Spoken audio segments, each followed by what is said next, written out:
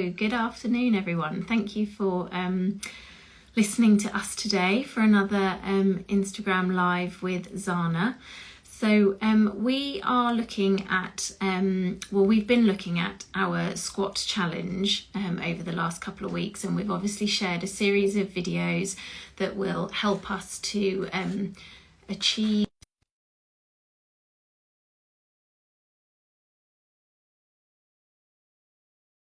all of the elements that we've looked at, and we've put those videos out, but we wanted to have a look today at how nutrition and supplements can help support us.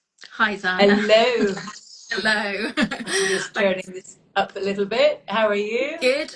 All good. So I've just been just giving a bit of an introduction. So we've done our series of exercises working towards being able to do the perfect squat, essentially. But now we want to look at how supplements and nutrition can help support you to kind of achieve the goal, help with shape, that sort of thing. So one of the things you often say is that for any results that you want regarding shape or strength, it's 80% nutrition. Yeah. Is that the case? Is that the case with the squat? Well, I'm not sure if it's 80% in this case, but it definitely will play a big part. I mean, if you think about it logically, it's the muscle that's going to push you up and down, and it's protein and so on and so forth. So nutrition that effectively feeds the muscle. So if you've got weak muscles, it's all very well as loosening muscles out, so you've got the freedom of movement and activating other ones and waking them up so that they fire up and push you. Ultimately, we need those muscles to be actually strong, and that is nutrition. Yeah. And under that nutrition umbrella does come supplements, because that is basically they're the nutrients, just often in a purer, more precise form, so you can target it more quickly. Yeah. So it could be in some cases with some people. Yes, it could be if they want to really get the squat well. The nutrition may almost be 90% of it. Yeah. If you've got everything else right, and you've got those muscles and they're firing up, and you've got everything kind of loose enough to do it, but you just don't have the power, then it's not just practice. That'll be nutrition too. Yeah. Okay. And before we come on, so we're going to look at 3 supplements today that we think are kind of vital to supporting us on this challenge.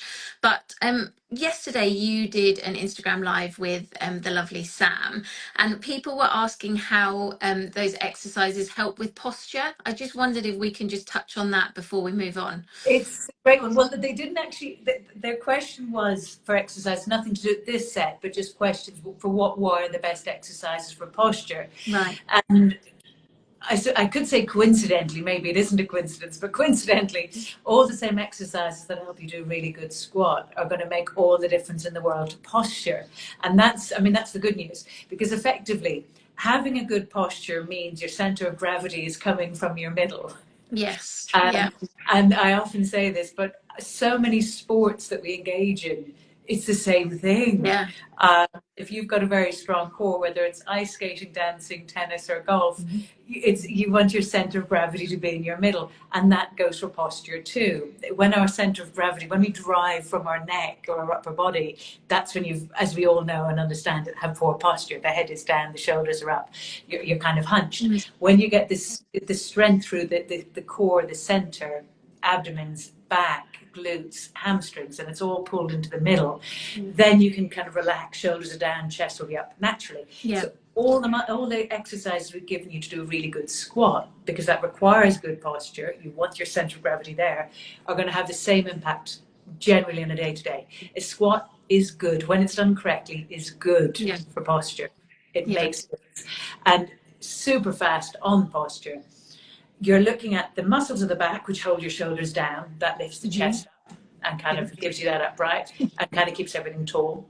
The lower abs kind of help counteract that, so you're not just going to fall backwards because you need to stay tall. And so you've got the lower abs, and then you've got the glutes, which counteract that and hold you in position. So now you're lovely and stable in the middle, and the hamstrings.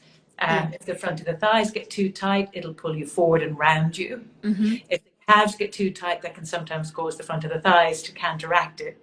So when the calves are relaxed and the front of the thighs, the quads are relaxed, the hamstrings can do their job and hold you up. as can the glutes. Lower abs can kind of keep your balance, so it's just forward enough so you don't fall back, Yeah. and then the middle of the back, and then you're going to be lovely and tall. Yeah. Yes, Yeah. perfection. Perfect.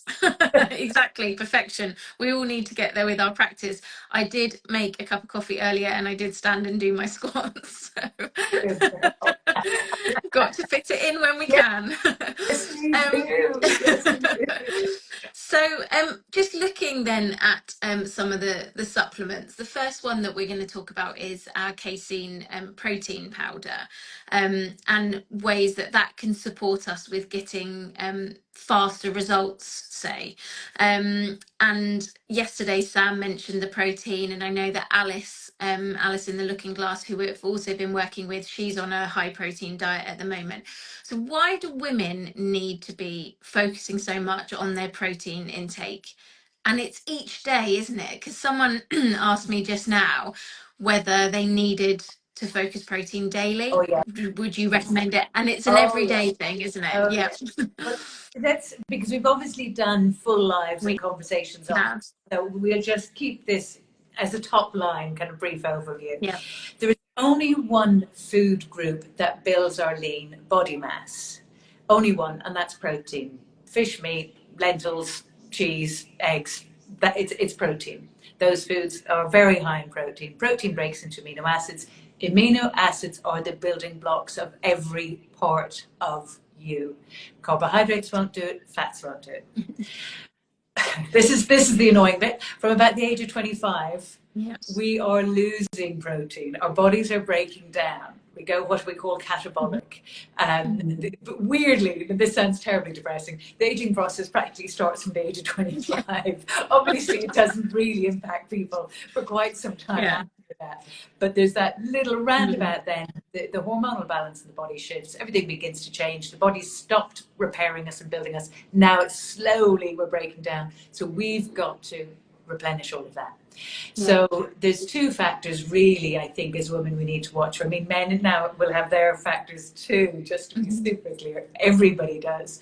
But if we're talking specifically about women, as we age and as everybody ages, we're gradually losing all of this lean body mass. We've got to replace it, and the only food group that will do it are your amino acids, which are basically the building blocks of that protein. So it's essential. You've got to replace it. You've got to work a bit harder as we get older to get Yes. the nutrients in. You don't need massive amounts, but to get Mhm. them in. Women compared to men naturally tend to be higher in estrogen and not as high in testosterone. Testosterone is one of those hormones that helps you use the protein, so you kind of build muscle faster. So women don't have that Right. benefit.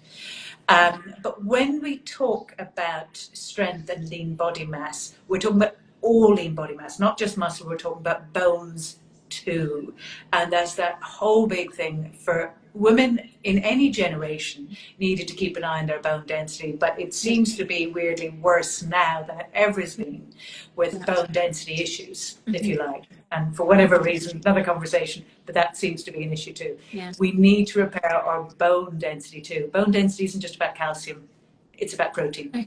And the protein in the bones, the calcium attaches to that protein, and that makes a great big strong bone. When you lose the protein mass, so when we say we lose the lean body mass, the muscle mass as we age, we're losing out of bones as well as muscle, as well as skin, everything. And when you lose out of bones, the calcium has nothing to hang on to, so it goes Yeah. to. So we particularly need to keep an eye on it. We Okay. really do. And dare I say, I'm often saying this, and I completely appreciate anyone saying, for goodness sake, you're on Instagram, what are you talking about? But Instagram doesn't help because there's so many directions and pushes to get everyone as lean as they can be, as slim as they can be, and throw out how strong they are. What's their lean body mass doing? What's their bone density doing? The drive towards veganism, dare I say, doesn't always help. Yeah. If you get it superbly right, you'll be fine. But most people, in my experience, don't. Yeah. So we kind of push women in a direction to cause them to lose all that lovely lean body Mm. mass, including the density. Particularly for some reason, I think it can happen around our age at a time when we need to be really turning it in the other direction and Yeah. going in the opposite way. Yeah. So protein, protein, protein. It's the only, you don't need masses, but it's the only food group that recovers it. It's the only one. Okay. And in terms of if you were looking at a ratio of your meals, how much of a ratio should the protein be? Do you know what? If there's a question I never like, and I Oh, don't mind answering it, I don't mind being asked it, it's that exact one. The simple yeah. reason is there's a touch of how long is a piece of string. Yeah. The best way, and by that I mean it'll depend on your body mass, it'll Yeah. depend on how much protein you're having generally over the course of the day, it'll depend on other foods you're combining as to how well you absorb it, and it'll depend on the types of protein. Because you get protein in different foods, but some foods you can really use it and others not as much. Yeah. So loose rule of thumb is to look at what your body weight is Okay. and go around about 1.2, 1.3 grams of pure protein per kilogram of body weight. Okay. So if you weigh, okay, now I'm going to do maths in my head. Apologies, Tim, if I get this wrong, you can work it alongside me. If you weigh 70 kilograms, as an aside, so 1.3 grams would be roughly 94 grams, I think, of protein in a day. We might need to use a calculator to get it, but you get the idea. That's a pure protein. Now, we've Okay. done lives, we've got blogs on this to help you break it down, Yeah. but very quickly, when we talk about pure protein, a steak, like a fillet steak, is about 25 grams of pure protein. 100 grams, apologies, 100 grams of fillet steak has about 25 grams of pure protein. 100 grams of salmon has about 20 grams of pure protein. So we're looking at you'd have to calculate then the pure protein in the food you're taking. Okay. Normally, to put it into, Mhm. if I've got a client, I'd recommend around 200 grams or so of protein food in the evening. So 200 grams of fish or meat, as an example, in the evening. Okay. But with lunch, I'd recommend less. Hence the reason I have challenge answering your Okay. question, because it depends which Okay, that makes sense. Well, we have got, as you say, we've done lives before and we've also done some videos. So I'll make sure that I share those on protein as a specific topic. But one, you always say when whatever we're trying, we're probably never having as much as we should be having. you never So, as much as you think, because no, everyone goes, but I'm eating loads, and then when they do the calculation, they're only the yeah, actual original. Well, I'm going to say science, but maybe it was an opinion in amongst those that really worked in this field for a living, yeah. with building muscle, was having 2 grams of protein per kilogram of body weight. Never mind the Right, 1.2, okay. 1.3. Yeah. So if we're getting the 1.2, 1.3, we're doing okay. Yeah, yeah, definitely. But an easy way then for us to all get some extra protein in is the casein protein powder, which is easy to put as a shake or mix with your yogurt or your porridge or pancakes, or there's plenty of ways to use it. But why do we sell Why casein do protein powder? resell it? And yes, and I often have to emphasize this. I'm not going on, I'm going to say harping on about casein and how much I love it because we sell it. I'm selling it in strong. We've put Yeah. it in strong because I love Yeah, it. It's that way around, not the other way around. yeah. And casein is, it's, I think, one of the king of proteins. I really do. It's very slow release, which means Mhm. it breaks down lovely and slowly in the body. Now, that will mean A, you're fuller for longer. You won't get hungry. You won't fly through the system where you're full and then hungry again. Fuller for much longer. Your body has a much, much better chance of getting as much protein out of it as it can. Mhm. It's sort of like it can really get at it. So it's brilliant for firming up and toning up. It really is. If you haven't taken it and you start taking it and you just took it every day, give it a week to 10 days and feel your own muscle tone. Just feel it in your arms, any part of the Amazing. body. You'll notice. I honestly believe you'll notice a difference. Mhm. It's so slow release, it means that because it doesn't break down quickly, it doesn't have an effect on insulin, or it has very little, more to the point. Yeah. So most proteins, every protein food will break down into amino acids and sugars. Some are quick, they digest very quickly, hit the bloodstream faster. There's an insulin hit to get the blood sugar back down again. Yeah. With casein, it's so slow, there's very little of an insulin rise, which means it's superb for belly fat. Brilliant for if you're looking to get into shape, not just from the muscle tone, Yeah. but helping target belly fat. And then the added little bonus to it all is there was a bit of research done some time ago on casein foods, calcium-rich foods. And that isn't just, to be on casein, for anyone who doesn't know, you're looking at cheese, you're looking at yogurt, they're all the foods rich in casein. Yeah. And they seem to help the body excrete fat.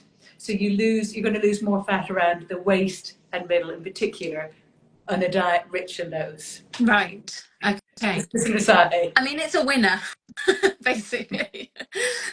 We've just had a message actually from Sam. Hi, Sam. She said, "Is the protein powder okay to have on days that I don't exercise?" 100%. The protein powder, and I'm not necessarily saying you need to run out and do this, it's okay for a 5-year-old to take. Now, Well, I I'm was saying, going to say, I give my kids, when they come in from school and it's always like, I'm hungry, and I haven't quite got to dinner, I make them a protein shake, pop a banana in it with a bit of flavour for the vanilla one, and then they have that, and they both absolutely yeah, love it. And I feel like it's really good for them as opposed to just it's grabbing something else. exactly. It's just the casein you get in yogurt, cheese, milk. Hmm. So Hmm. it's just that. So that's all it is. So Yeah. you can 100%, hello Sam, you can 100% have it Yeah. any day, every day, as a 4 o'clock kind of when there's that gap, Yeah. or just as a dessert after an evening meal to up the protein in the evening. Yeah. So any time of the day.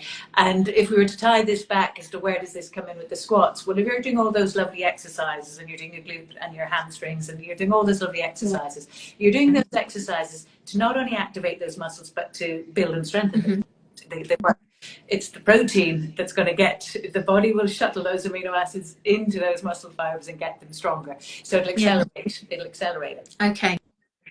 And I have had a question previously, a couple of people have asked, is it okay to take the protein shake, like to have a shake in the morning, a shake at lunchtime, and then a normal dinner if they were trying to lose But fat? yeah, you absolutely could. I might recommend, because there's the other benefit, by the way, of the casein is it's naturally high in calcium, which obviously going back to that bone density again, you've not just got the protein, you've also got the calcium. So now we've just got an extra. That said, magnesium helps the body. If the calcium goes too high in comparison to the magnesium, it's not very helpful. It helps the body utilize that calcium properly. So if you're going to take it twice a day, I might just have a little bit of extra magnesium alongside it, and that can help. Okay, But otherwise, perfect. yes, it's no different than taking yogurt twice a day in kind of in food groups. Yeah, The main difference is you're just getting more protein out of it than you might out of your yogurt. You'd have to eat more yogurt to catch yeah, up. yeah. I mean, they're so easy to have. That's what I think is always so fantastic. And it's always that mid-afternoon lull, Yeah, or I'll have something, and I you're having something good. it is, and I currently take it twice a day. That's what I do at the moment. Actually, I mean, I mix it with different things, Yeah. but I go through phases, and at the moment, I'm doing it twice a day. Yeah, yeah. Okay. How do you what's your favorite mix for a protein shake? You're just going to ask me that. See, the trouble is I'm going to be awkward and try out all different nutritional plans for all different various reasons. Yeah. So right now, I'll tell you exactly what I'm doing, but I have to emphasize I'm not recommending anyone do exactly what I'm doing. Just to be clear, this is not a recommendation. Yeah. Yeah. Sorry. You asked me. I mix the bread and cream, Okay. double organic cream, and I mix, and I only have a tiny bit of the protein with it, and I mix the second one on a mix of whole milk. I put in a banana, and actually I put in a bit of cream in that. I'm playing with the cream, I'm not Interesting. recommending you play with this. Some people I'll talk to directly, they'll know why I might be doing it, Yeah. but there's reasons. Yeah. Superb for strength, but Yeah. I'm doing it for a couple of different reasons that I'm playing with, and then I eat a relatively normal meal in the evening. Yeah. Sam says that she blends it with her NutriBullet and has it just with oat milk. Mm. So I have both flavors, but if I have chocolate, I just have it on its own, just with skimmed Yeah, milk. But the vanilla one, I always pop in some peanut butter and banana yeah, just to give it some extra and you can. added flavor. It works. I've often mixed it, but even I've put in beetroot powder and everything into it. Weirdly, Wow. that Yeah. some of you may balk at this. I thought it would be Yeah. terrible. Yeah. Weirdly, chocolate with beetroot powder Wow. works really Interesting. well. You get this really, it actually is surprisingly good. Yeah. Yeah. Just What because I does the like the beetroot benefit of the beetroot. What does the beetroot powder do? How It's does that? high in, basically, it helps with getting the oxygen through the body. It's high in what they call nitric oxide or nitrates, and it can be helpful for sort of oxygen. Yeah. And you can get little tests. We won't talk about it too much now, but you can get little tests to see what your nitric oxide is doing, and that can make a difference. just Okay. an aside, to I think it can make a difference to everything because that's basically that's your circulation. Yeah. And if the NO is low, I think it could affect how quickly you repair muscle too, because again, it's the circulation is getting the nutrients to the Yeah. muscle Yeah. and the toxins, if you wish, out of it. Yeah. So I think it has an impact on that too. So I like the beetroot for that. Interesting. There we go. Add that in. Let me see. I don't think I've got any more protein questions, so that moves me on to one of the most talked about topics, creatine. Everyone's loving creatine at the moment. Now, you have been singing its praise for years, but I I know that it didn't used to get as didn't get it used to any. get a very where people were very wary of it It back, was the you know. black sheep when I Mhm. was the early days, when I had my little gym in Harley Street. I used to practically have to sit between the client and the door when I was telling them about creatine, why I wanted them to take it. Very few knew about it, and those that did were convinced I was drugging them, Um, that it was dangerous and banned in many countries. And now it's the most popular thing going. We Um, still get, though, a lot of people are very nervous about yeah, creatine, and a lot of people often comment that someone, normally a husband or someone like that, has said that they shouldn't because it's not good for this and it's not good for that, and it's, you know, but I mean, it's huge at the let's let, moment. let's put this in its position, if you like. Yeah, Um, to date, anybody that's had a negative word about creatine has been uneducated yeah. in the research behind it. Hmm. Now, and I don't say that lightly. All the research, the more research they do, the more benefits they get with it. So, Yeah. in the early days, it was blamed for a lot of things. As in, by early days, I mean going back 20 years plus. And it was because the first people to grab it and understand what it did, Hmm. I say the first, the most popular group, if you like, that it Yeah. became popular with would have been young bodybuilders because they realized the impact it had on their muscle. And in, if not every case, then close to every case, they were also combining it with a dozen other concoctions and cocktails. Yeah. And there's no need for me to go into the detail. I think you can kind of figure it out. Yeah. So it got this terrible Yeah. press because it was bunched in with them. When it was taken separate and apart from it, creatine is very much part of the food. You get it in protein. You get it in your fish, as in say protein foods. You get it in your fish. You get it in your meat. Liver, for example, is particularly high, but you'll get it in salmon. It's Okay. about a gram of it in 100 grams of salmon or so. Yeah. So you're getting it. If you eat fish and meat, you'll be getting a little bit, Yeah. and it is involved in so many processes. In the early days, going back 20 years, I was recommending it to protect the lean body mass, help people train with that bit more intensity to Mhm. recover faster from training. Your body uses this substance molecules, if you like, called ATP. When you do high intensity training, it gives you the stamina, the strength, if you like, and creatine is the main ingredient of it. All the more recent research is looking at its impact on the brain and how it seems to impact memory, recall, brain functioning generally. So the ATP your brain uses too, and creatine is essential for that.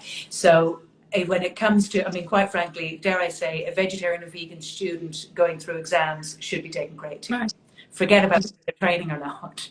Their Yeah. creatine levels, if they're vegetarian or vegan, their creatine levels are likely low. That would affect their ATP. An older person in their 60s, 70s, 80s, 90s, if they're not eating much fish or meat, it's been shown to help their Right. memory and brain Yeah. functioning. And menopause, apparently, when our estrogen levels drop, the brain switches from using estrogen into ATP to keep the brain fog and everything at bay, if you like. Right. So it's got just so many benefits. Yeah. Um, from the point of view of this live, we're looking at how to do a better Yeah. squat. The benefit is obviously that power that it can give you, that sense of recovery. And effectively, if you've never taken it before, the sensation, it's not like taking caffeine or something that gives you an artificial boost. You just feel like you can keep going. Yeah. You just stay at it for longer. Yeah. So whereas a week ago you might have been able to get 5 squats out and struggle. Sorry, I'm exaggerating, but you get the Yeah. idea. If you start taking in creatine after 4 or 5 days, you can suddenly feel, oh my gosh, my five's now gone up to 15, and it doesn't feel like a struggle. You can just sort of, you've got the power. Yeah. Okay. So it obviously works really well if we're doing these squats and this training. But if you aren't training, it's still safe to take and okay to take, and it will help with your brain function and everything like that. Yes, not just safe. Okay, if you're on a very high meat diet, you may not need it, Okay. if you know. And does the Um, body store it? yeah, Is it your body will store it. so it will But build up? it Okay. will build up. But you need, I mean, quite frankly, some of the recommendations are now there's no RDA that I know of, which is recommended daily allowance as Hmm. such. So there's no kind of recommended that we should have every day. It hasn't been categorized, if you like. But there's some that would say we need 20 grams of it a day. Now, if you think 100 grams of salmon has about 1 gram, you're looking at a lot of salmon. Yeah, that Get is a 20 lot. grams in a day. So it would be very hard to get the maximum you could out of the Yeah, diet. Possible, yeah, but hard. yeah, And that's yeah. where supplements comes in. It helps. Okay. And to be clear, when we take creatine, can we take it any time of the day? Very much. A lot of it, you do notice a benefit now if you take it before your training, about Um, 20 minutes or so.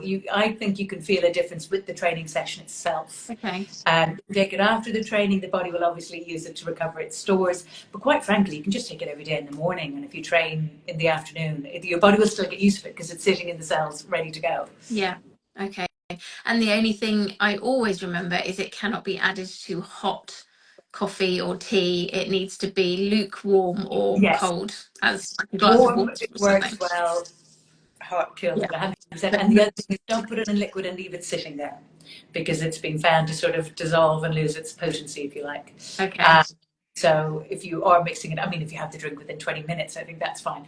Yeah. But don't make up a drink in the morning and drink it later that evening, so to speak. It may not be well. Okay. And how does the creatine work well with the protein? So I would often put it in a shake anyway, but how do they work well together? Usually, well, if you think about it, it's usually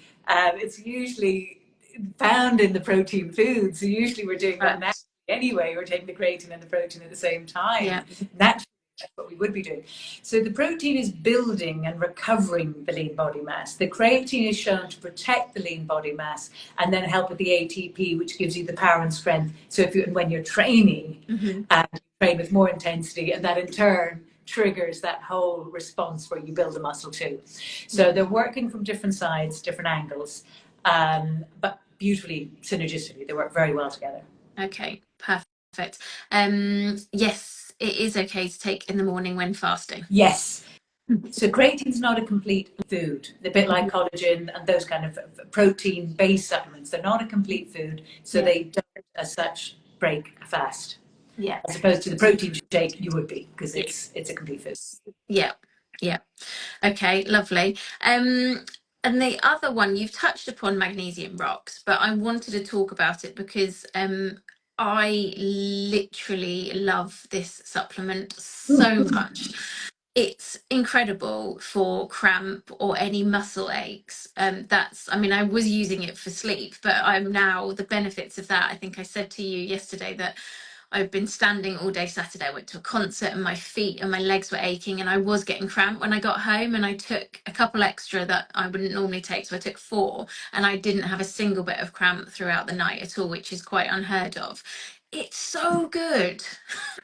So why is it so good for us to be taking it when we are doing things like squats and exercise? I mean, magnesium I find fascinating because it's a mineral that the body uses. So it's not like a drug where you're adding on, you're taking this artificial stimulant, if you like, to do something. Yeah. This is if you have a cramp and you take it and the cramp goes away, in my view, in English, it means your body was low in magnesium. Mhm. You should have cramped. Yeah. Your natural process would be you wouldn't have cramped if the body had enough magnesium going on. Right. Magnesium, the super fast overview, and I think so many of you out there will have heard a lot of this before, but just the overview, it's involved in over 600 processes in our bodies. And as I'm sure you've heard me say before, it helps regulate melatonin, which is what can help the sleep. It helps reduce cortisol, which also can help the sleep when it goes down. But it is essential for the relaxation of muscles. So calcium can tighten and contract, help the contraction bit. Magnesium helps the relaxing bit. Right. So your heart, like that. When I take magnesium, I get that we'd have to look at. Because, sorry, I'm looking at this question that came up. Apologies to anyone listening to me. But sorry, just looking at this, I'm jumping in. where you've just mentioned you take magnesium, you get constipated. That's an interesting one because I've never heard of that before, and it might be the type of magnesium you're taking. But we'll come back to that, because what I was just about to say as that question came up was that's why it helps prevent constipation, because it helps the muscle to relax. Whereas calcium and calcium-rich foods can cause constipation. So cheese, dairy, because the calcium helps everything contract. So very tight muscles and cramping can be caused by either too much calcium or not enough magnesium in comparison. Yeah. If that makes sense. Yeah. So the magnesium actually just keeps everything relaxing out. Yeah. It makes a big difference. We're going back to the squat challenge game, which is we're looking for some of these muscles to relax so you can get into the position so you're not too tight. So the magnesium can help with that. It can help with the post-training soreness. Yeah. Pretty much what you did on Saturday was training, just Yeah. happened to be dancing and whatever the case may be. Still a form of exercise. And so that Yeah. was post-training soreness effectively, and it Yeah. helped that relax. So in that regard, it makes such a difference. And I do think as we get older, we tend to need more of it. Yeah. Back to this question of the constipation, I've never heard of that happening before, not with a pure form of magnesium. It may be of interest to know what type of magnesium, if it's mixed with calcium, because sometimes you get a calcium magnesium supplement. Now the calcium would bind. Okay. So the calcium could cause the constipation, and the magnesium is just trying to counteract it almost, if you will. Yeah. So that's what we're considering. If for those taking magnesium specifically for constipation, if you take it before the meal, it works even better to keep everything moving. Okay. It's very specifically for that. And we talked, I asked you the question earlier, do we store magnesium?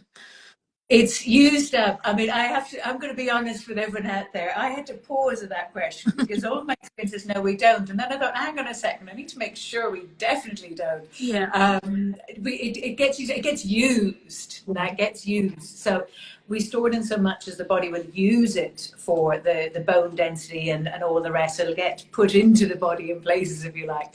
And the excess just gets flushed out as so if you take too much magnesium, not to put too fine a point in it, you're going to end up potentially on the loo. Now, you can take too much, and you can do that with pretty much any vitamin or mineral, just to be clear. We're not going to be dismissive of all of these things and say you can just take as much as you like, but it's usually a lot more than people think to get to that threshold. And a sign of too much magnesium is heart palpitations and the likes. Okay. So you just curve it back down, but it's usually much more than people think. Usually 200 to 400 mg is kind of almost the minimum recommended amount to be taken. But I have clients where we go from 800 up to 1200 mg if they're really severely suffering from, for example, cramps or constipation or the likes. And your calcium intake goes up. So if your dairy, cheese, protein powder goes up, then you could up the magnesium to match.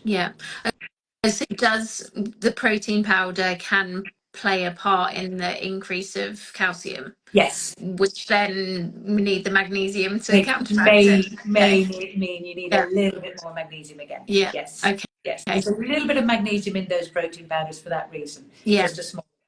Yeah. Okay. And it is because I was asking, I take it every night. I always take it every night.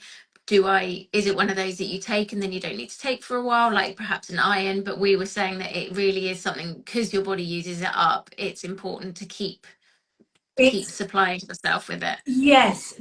Now, if your nutrition and diet changes and if your lifestyle changes, you may not. So, as a rule of thumb with magnesium, I tend to recommend midlife, and that's kind of from mid-late 30s through to 60s. I think we could be taking it. So I'm going to come back to this question in a moment. I think we should be taking it pretty consistently.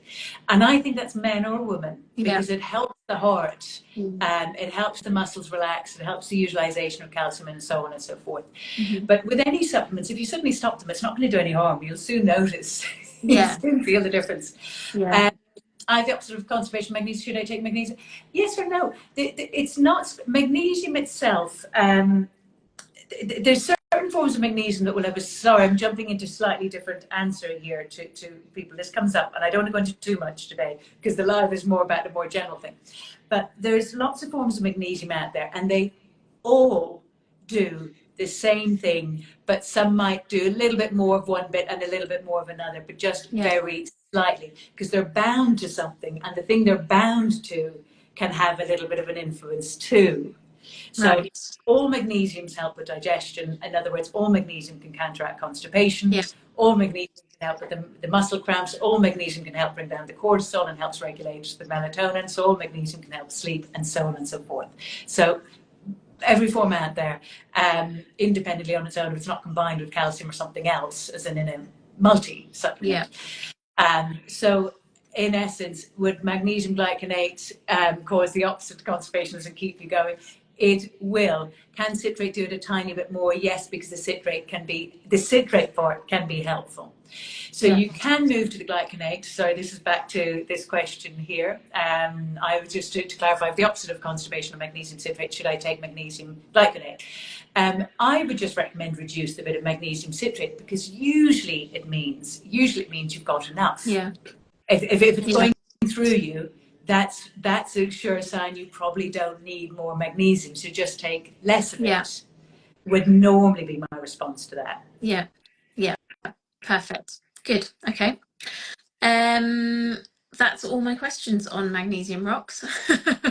As I say, it's one of my absolute favourites. So just to recap, the protein powder, the pure creatine, and the magnesium rocks, they're the three that we feel will really help support you when you're doing this squat challenge, when you're doing that exercise, to help with the shape, and to help with your muscles, relaxing them, as well as sort of helping to build them up. So we're covering all areas there.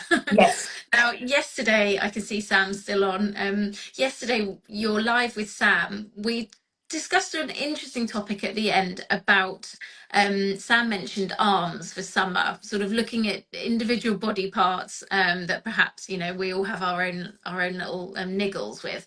But you were saying about repeated exercise for the arms and increasing your protein, and how you could see a difference. Yes. So Yes. we do think that maybe next week we're going to look at some individual body parts, body areas, and how you can focus on them. Can you target Can specific you? areas in the body? I mean, One of the most commonly asked questions, can I just target here? yeah, yeah, Well, as I said to you earlier, the answer is both a yes and a no. So yeah, we can clarify that. So in yeah, part, yes, you can. yeah. So let me know what body parts you want. I've requested the bottom, but Sam wants to think about the arms. So maybe anyone, let us know, and we'll have a conversation next week about how to target them if we can. Brilliant. Brilliant. Lovely. Right. Thank you for your time, Zana, and thank you everyone for joining. I'll save this down, and I will share the protein live that we've done previously as well, because that's really, really helpful. Tummy, someone said. Um, We can go from that. we'll work on them all. Have a lovely rest of the day, and speak to you soon. Bye-bye. Thank Thanks, you. everyone. Bye.